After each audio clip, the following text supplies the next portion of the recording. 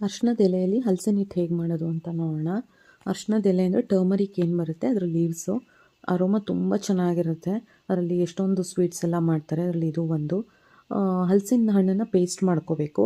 Paste ಮಾಡ್ಕೊಂಡು ಅದಕ್ಕೆ ಬೆಲ್ಲ, ಕಾಯಿ ತುರಿ ಹಾಕಿ ಮಿಕ್ಸ್ ಮಾಡಿಕೊಂಡು ತಿಕ್ ಕನ್ಸಿಸ್ಟೆನ್ಸಿ ಬರಬೇಕು ರವೆ ಜೊತೆ. ರವೆನೇನು ಹುರ್ಕೊಂಡಿರಬಾರ್ದು. ಗೋಧಿ ರವೆ ಏನು ಬರುತ್ತೆ ಆ ರವೆಯಲ್ಲಿ ಮಿಕ್ಸ್ ಮಾಡಿ ಹೀಗೆ ತಿಕ್ ಕನ್ಸಿಸ್ಟೆನ್ಸಿ ಮಾಡ್ಕೊಂಡು ಮುದ್ದೆ ಏನು ಬರುತ್ತೆ ಆ ಥರ ಎಲೆಗೆಲ್ಲ ಹಚ್ಚಬೇಕು. ಬ್ಯಾಕ್ ಸೈಡಲ್ಲಿ, ಫ್ರಂಟ್ ಅಲ್ಲ, ಎಲೆದು ಬ್ಯಾಕ್ ಸೈಡ್ ಏನಿರುತ್ತೆ ಆ ಸೈಡ್ ಹಚ್ಚಿ ಫೋಲ್ಡ್ ಮಾಡಬೇಕು. ನೋಡಿ ಈ ಥರ. ಅದನ್ನು ಸ್ಟೀಮರಲ್ಲಿ ಬೇಯಿಸಿದ್ರೆ ರೆಡಿ ಆಗುತ್ತೆ. ತುಪ್ಪ ಜೊತೆ ತಿನ್ನೋ ತುಂಬ ಚೆನ್ನಾಗಿರುತ್ತೆ. ಸ್ವೀಟ್ ಪಂಪ್ಕಿನ್ ಏನು ಬರುತ್ತೆ, ಸಕ್ಕರೆಕಾಯಿ ಅಂತೀವಿ ನಾವು, ಗೆಣಸು, ಇದರಲ್ಲೆಲ್ಲ ಮಾಡ್ಬೋದು. ತುಂಬ ಚೆನ್ನಾಗಿ ಬಂದಿರುತ್ತೆ. ಸ್ಟೀಮ್ ಆದಮೇಲೆ ಈ ಥರ ಬರುತ್ತೆ ನೋಡಿ, ಹೀಗಿರುತ್ತೆ. ಎಲೆಯಲ್ಲಿ ತೆಕ್ಕೊಂಡು ತುಪ್ಪ ಹಚ್ಕೊಂಡು ತಿಂದರೆ ಬಿಸಿ ಬಿಸಿ ತುಂಬ ಚೆನ್ನಾಗಿರುತ್ತೆ. ಅದು ಈ ಮಳೆಯಲ್ಲಿ ತುಂಬ ಚೆನ್ನಾಗಿರುತ್ತೆ.